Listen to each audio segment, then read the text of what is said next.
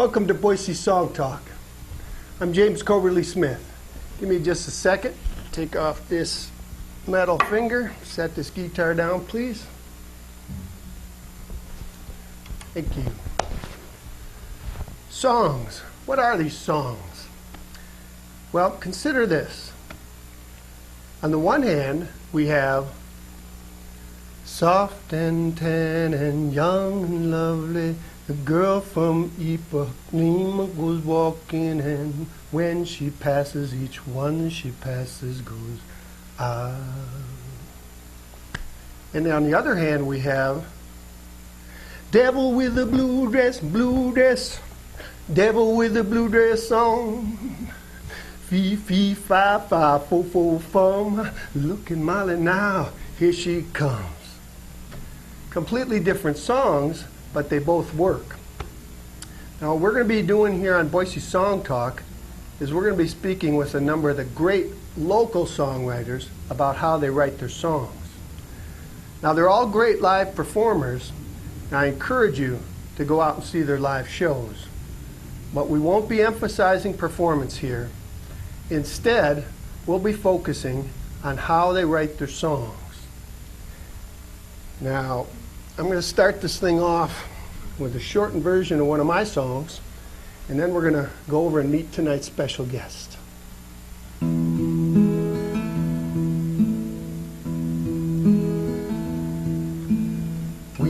can bend a tree or knock it down.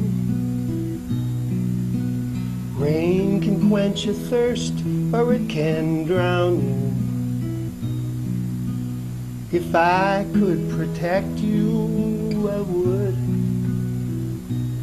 But in part, your life is measured by the storms you have withstood.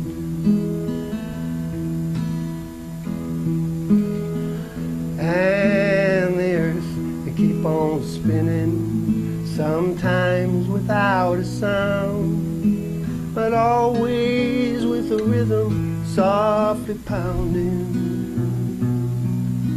The simple truth grows stronger as the rest falls apart, and always the rhythm softly pounding. Feel that rhythm softly pounding.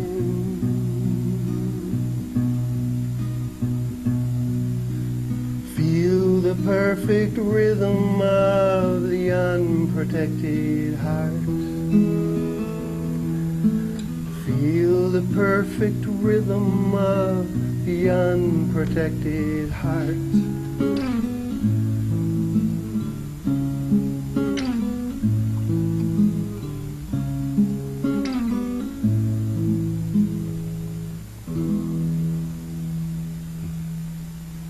Now, let's go over and meet tonight's special guest, Dale Keys. Thanks, James. Thank you, my friend. Appreciate you coming. Thank you. Thank you for doing this. Absolutely. It's a first. I don't know if I'm a great local writer. I don't know how great I am that I'm still local. Hey, now wait a minute. If I was so wait a great, why minute. am I local? Oh, come on. There's a bumper sticker. Well, this is why I'm doing this show. He doesn't even appreciate himself. He's one of the best dang writers I've ever seen. Thank you. First time I saw you was not long ago playing. It was just a matter of months ago. I saw you playing at the Egyptian, and I saw you play one song.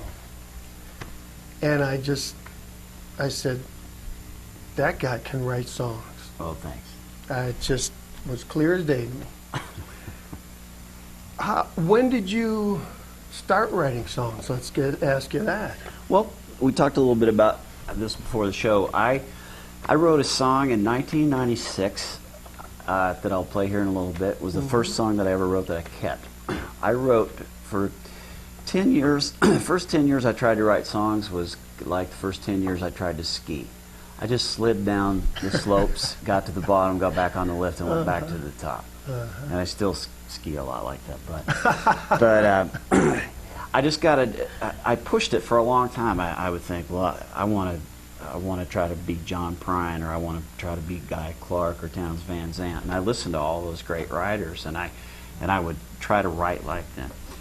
And then I think what the secret was, I gave up trying because I was in a truck stop one day and saw a waitress, and I scribbled down some notes about her. She looked very sad, and I just scribbled down some notes about her, what I imagined her life was like. And then I carried that around in my wallet for almost a year and didn't think about it much.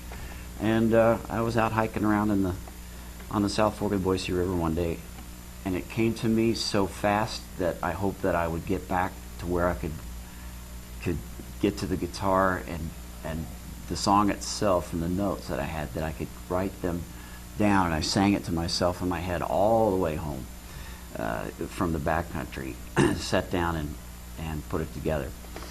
And then I sang it, in the house just for the dog. For a long time, I didn't let anybody else hear it.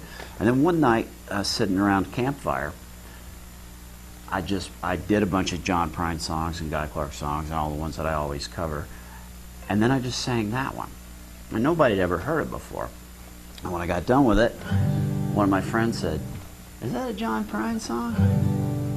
Which I not only took as a great compliment, but I thought, part of the secret is just like guitar styles. I listen to Chet, and I listen to Merle Travis, and I listen to James Taylor and Django.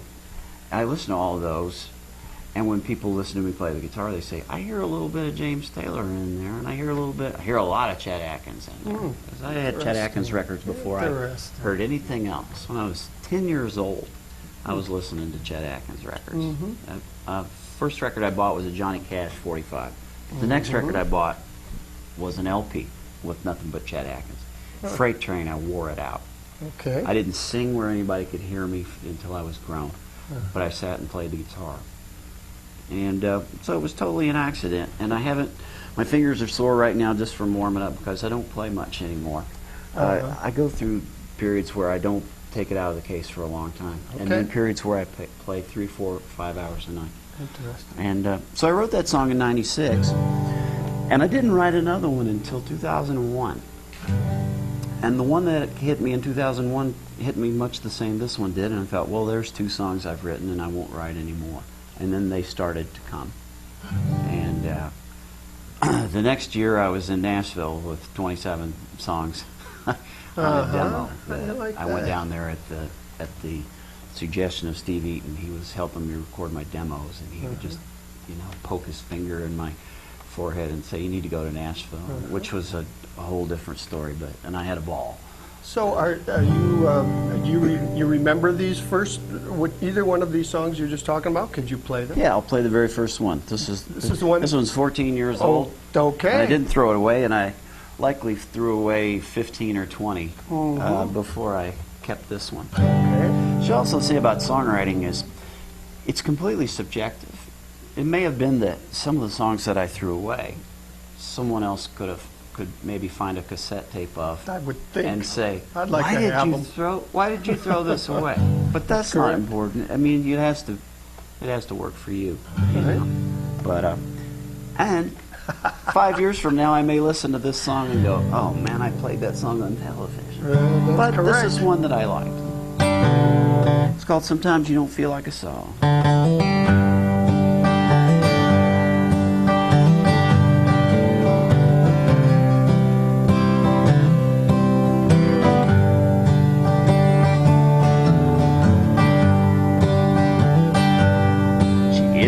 Waitress pouring coffee, and truckers stare at her legs, and for the millionth time she mutters, "How do you want your eggs?" She is every waitress, if you know what I mean, at the age of that old jukebox in the pinball machine. She don't want a song about the railroad. She don't want to hear a song about the train. And she don't want to hear a song about drinking too much whiskey all the way teardrops fall like rain. And she don't want to hear a song about leaving staying alone all night long. 'Cause when your life's on every record in a jukebox, sometimes you don't feel like a song. Her soul is fragile like a wine glass or a church window pane, and hungry men stare right through it like bums out in the rain. She's falling for the cowboys who drift in with the snow, but they ride off into the sunset, leave here all alone. She don't want to hear the song about the railroad or the semi-jackknife in the snow. And she don't want to hear the song about going honky-tonk or the bull rider in the rodeo. And she don't want to hear the song about the leaving or staying alone all night long. 'Cause when your life's on every record in a jukebox, sometimes you don't feel like a song. Sometimes you don't feel like a song. All right, Dale Keys. Okay. See, that song is once again chock full of what you do so well. These images, semi-jackknife in the snow. There's specifics. You use them so continuously and so well. This is also, and then the songs in the jukebox, and so I don't want to hear a song. My life is a song in the jukebox, as the whole overriding theme of the thing is fantastic. And it's a 3/4 piece. So you said you had carried around this thing in your wallet, which was what? It was a piece of the lyric, right? The first verse. And then the rest of this came to you out on the range or wherever you said you were. It sounds like you were saying you were getting the melody at that time as well. Yeah, I was bird hunting, actually. I tell people I wrote that song with a 12-gauge Winchester Nice. in my hands and not a guitar. But yeah, I had I just kept singing it to myself on the way back home. And the thing about it was, when I was there and I saw her, I was listening to the jukebox, and now jukeboxes drive me crazy because, except for the one at Merritt's Cafe, they all play top 40, and it all sounds the same. It's just so terrible. The old jukeboxes, the good ones, played that miserable Merle Haggard, Willie Nelson, Shoot Yourself, Hank Williams. They still have the great old songs in the old jukebox. So, do you usually get music and lyrics at the same time? Usually. You do? I usually do. And I also, sometimes they're almost like I can feel if I had seizures, which I thank God I don't, but like some people say, I can tell this is coming and I need to get home or pull off the road because I can feel this coming. There have been times where I've been driving and I'll just race for the house, or I'll take my cell phone out if I'm somewhere and I get an idea. I call my own number and leave it as a voicemail. That was a technique I used for a long time.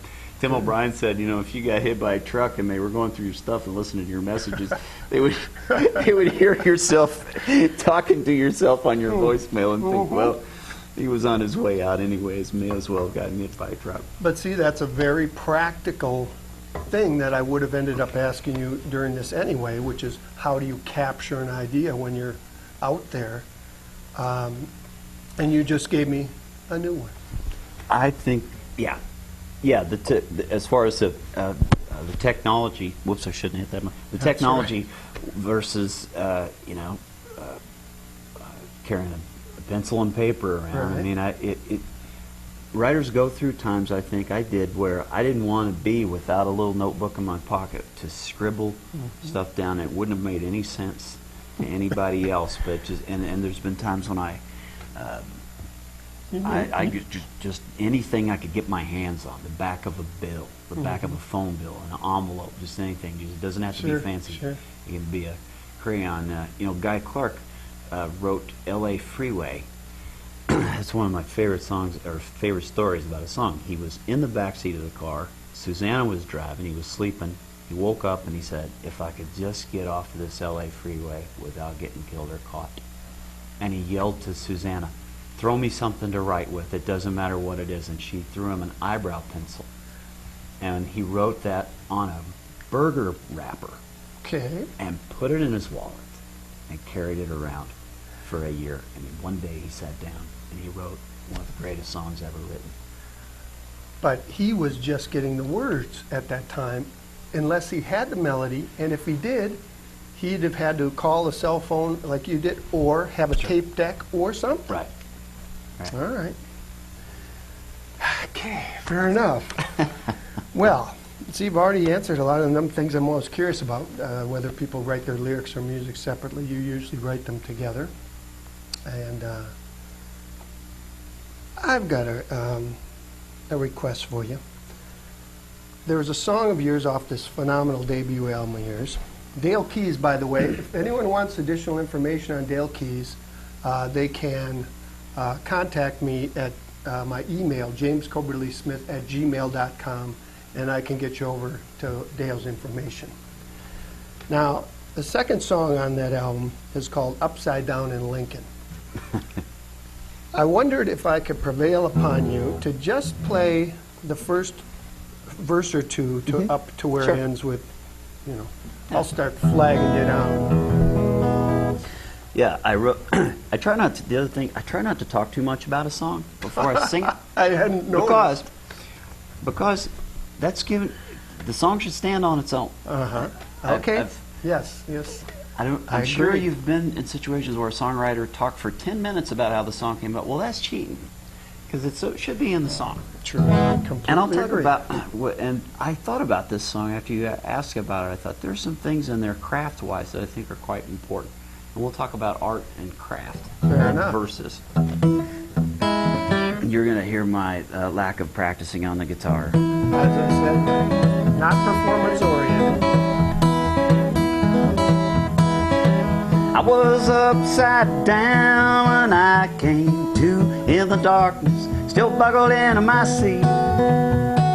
Turn signal blinking through that broken windshield, hanging there staring up at my feet. I could hear that radio in the dashboard. I could smell that gasoline in the snow. I remembered I was just this side of Lincoln, Nebraska. I remembered black ice on the road.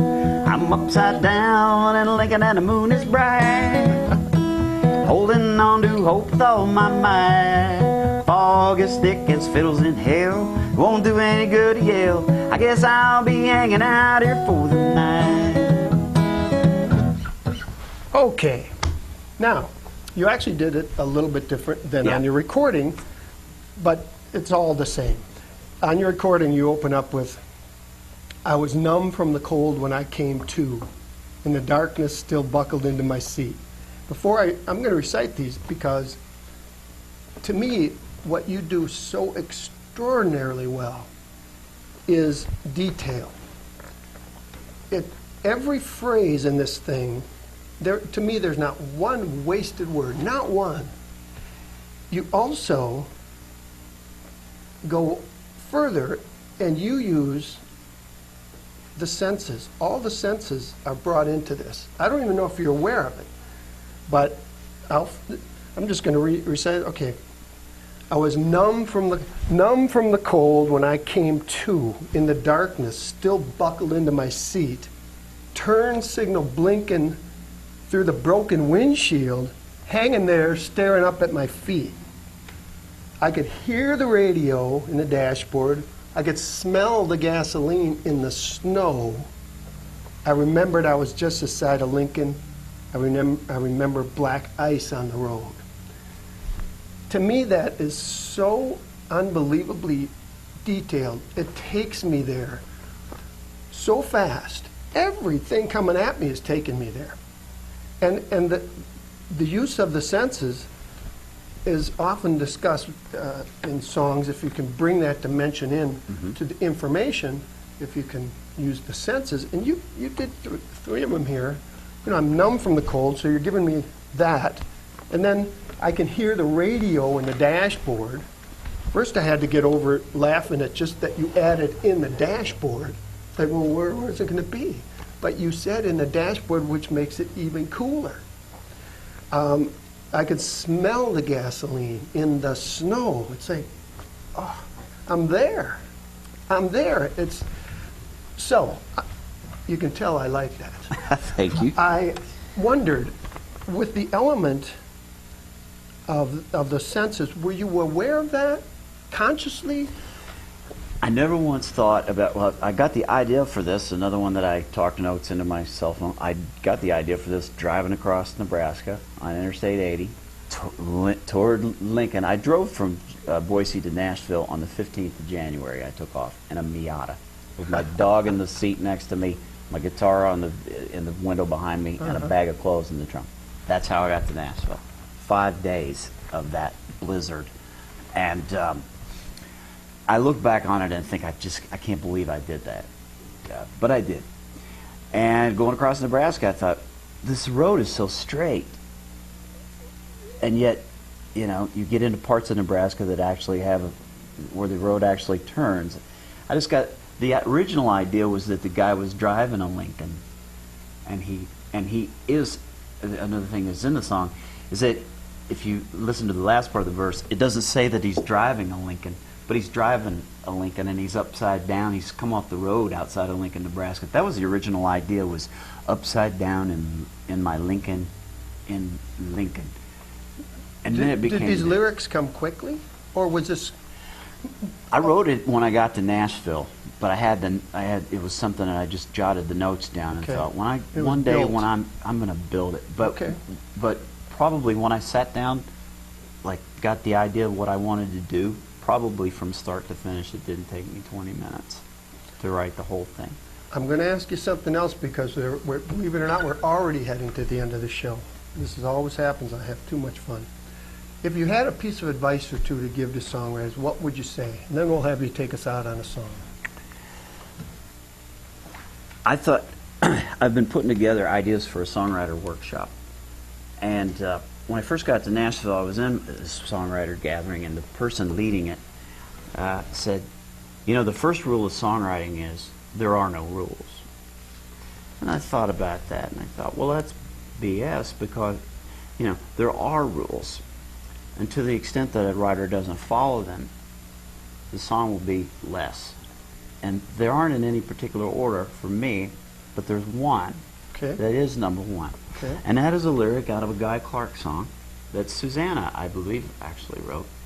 And it's a title to the song, and that is, it's got to come from the heart if you want it to work. Songs that are written on a deadline.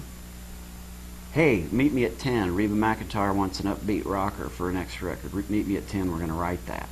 That's what goes on in Nashville today. And that's why all the songs come out sound, as Johnny Cash said, the guys singing them sound like they never dug a ditch or rode a horse. I know a song of yours that doesn't sound like that. It's that apartment song. How about you give us some of that? Play the apartment song? Dale Keys. How much time do we got? Not much, buddy. 3 minutes? Whatever. Rock and roll TV. We're going to find out.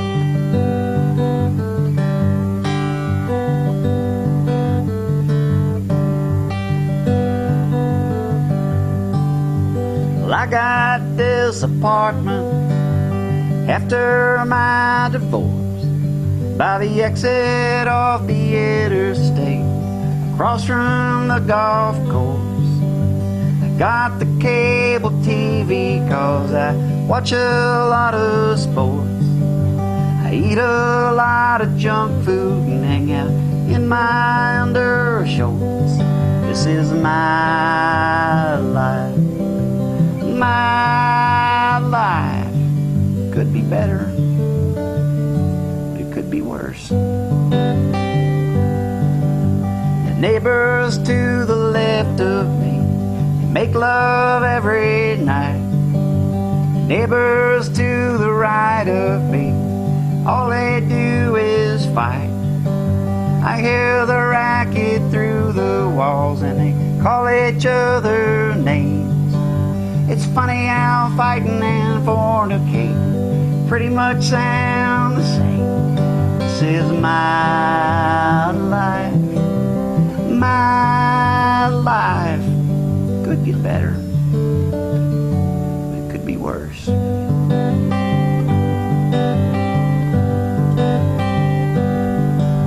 Well, I could probably meet someone if I hung out by the pool.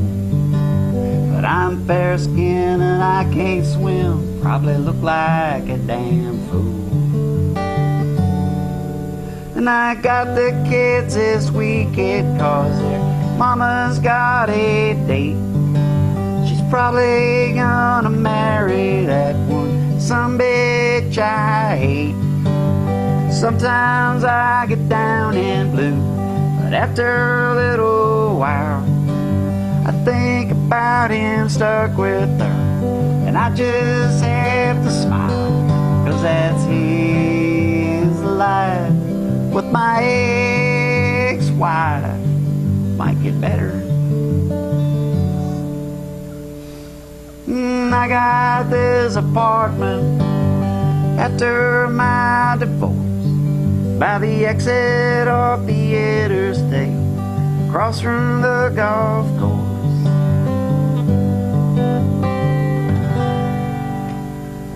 Dale Keys. We still going here? Looks like we are. Good.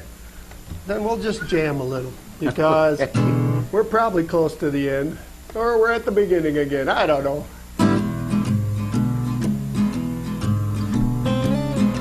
I mean, I'm out of tune in E. That's kind of like upside down in Lincoln.